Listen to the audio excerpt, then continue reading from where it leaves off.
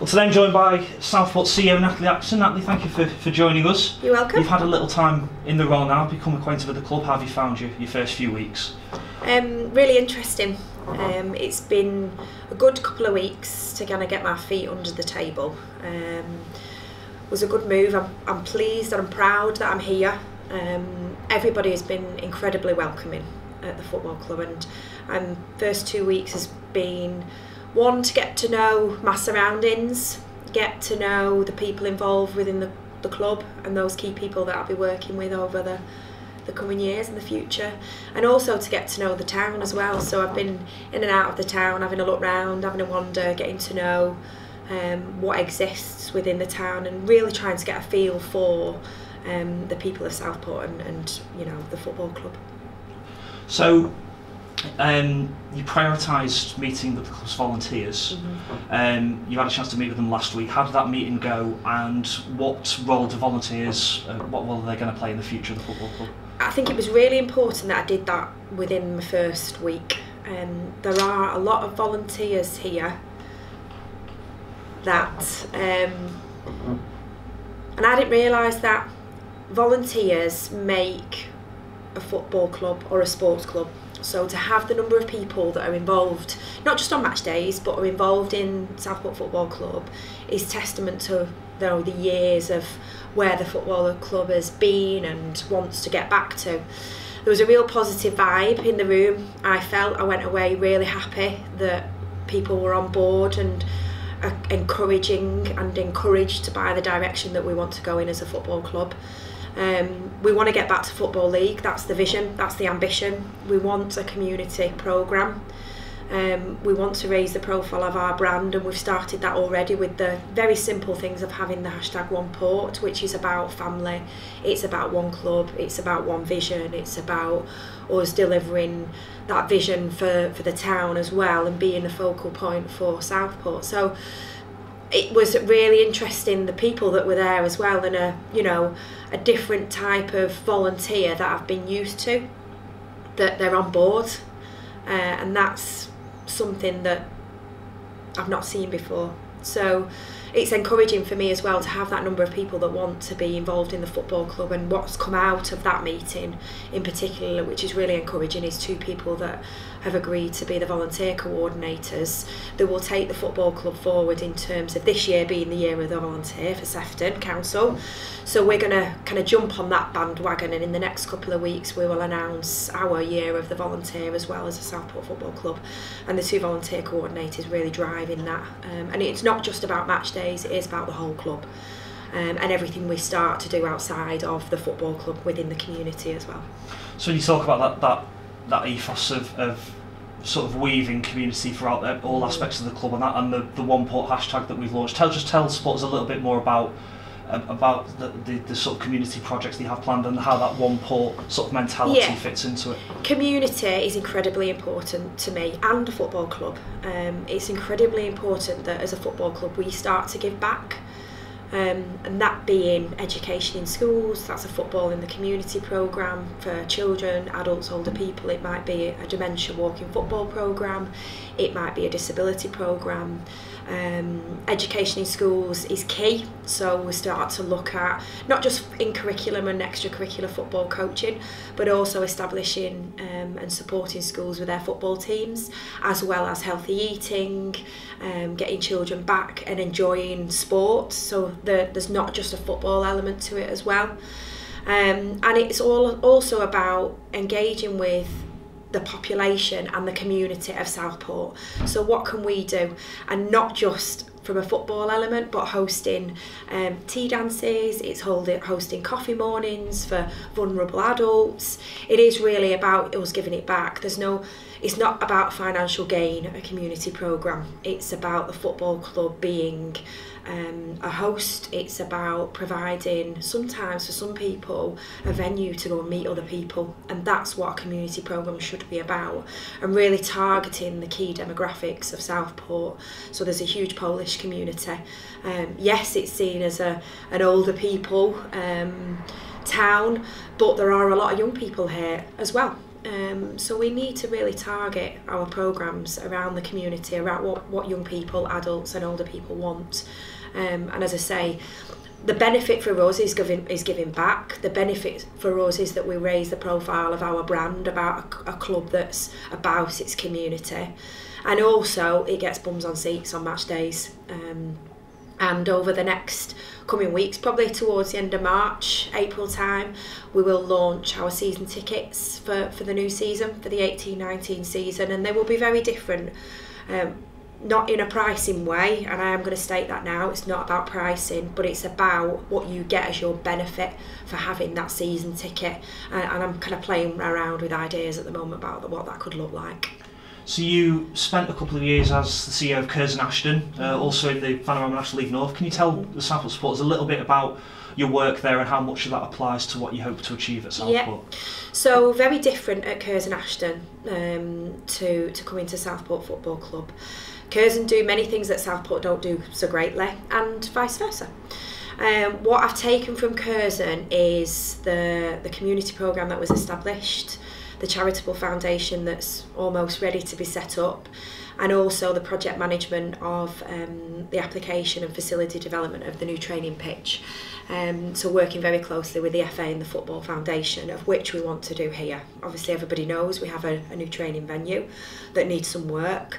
Everybody knows we have a stadium here that could do with some work. So it's project managing that and taking those skills that are learnt from the football club. We also have a bar here, and we have a marquee here that are not used. So over at Curzon Ashton there's a conference and events facility that in the 18 months turned around into a profitable venue that was a go-to venue for birthdays, weddings that the community used. So my experience of managing a bar, managing the conference and events facility, can take from that and bring that here to Southport. But the ambition of the football club is to be in the Football League. So, and I'm really ambitious, and that was one of the reasons why I wanted to come here.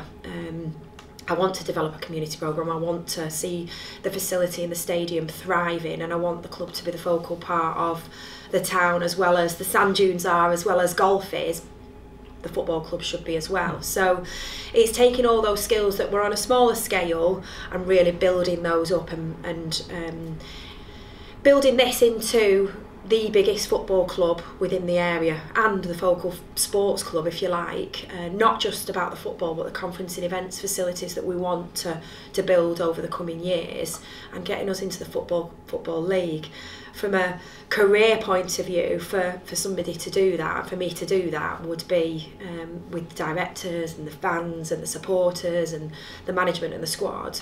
It's really exciting to be around, and there's a real buzz around the football club at the moment.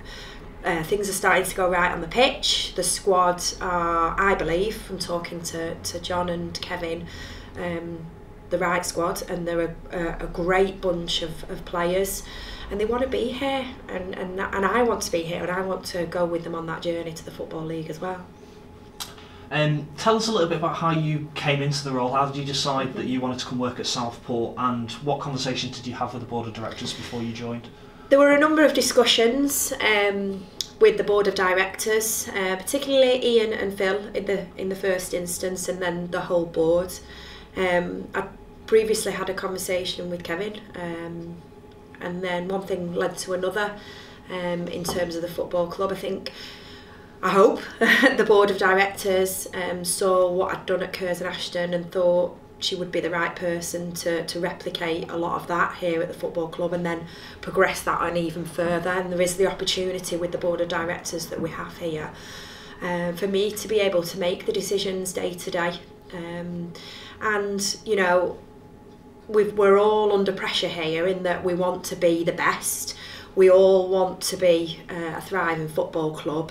So I've got targets that I've got to achieve, and I work well under pressure, and I'm ambitious and want to work with the supporters and the media team and the first team squad and the management to get us to that. So there was a lot of discussions that took place. There were to and fro in. I obviously had to present to the board my ambitions of the football club in the number of elements in terms of marketing, community, football development, and then how I would get, how we would achieve that as a football club. So it went over a couple of months, but I'm really pleased I'm here, and I see a really bright future for the football club.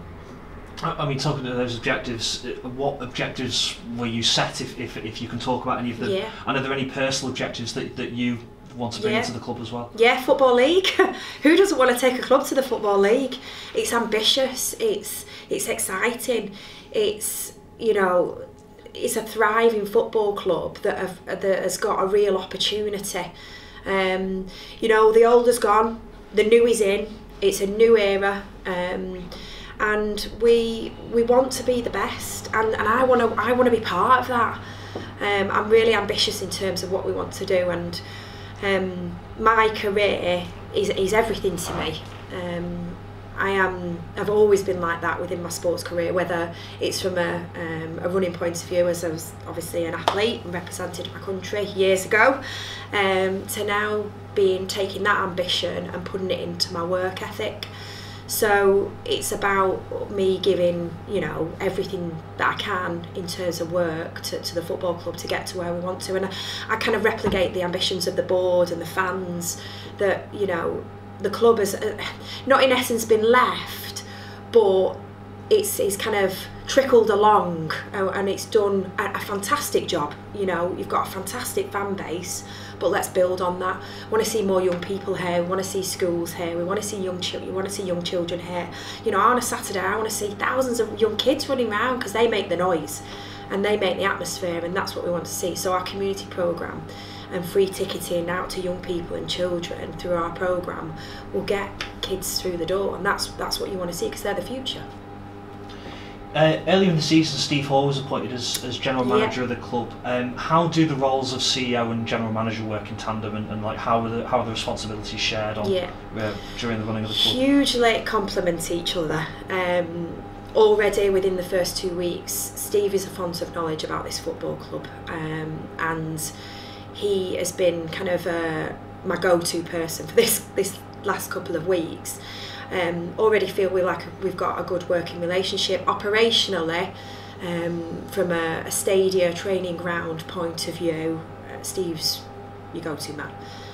Anything that needs to be done can be done. So in terms of my role, from a financial, strategic, community, charitable foundation, managing the project management around the redevelopment of the site, and then going forward plans for new stand and everything that we want to do with the training facility.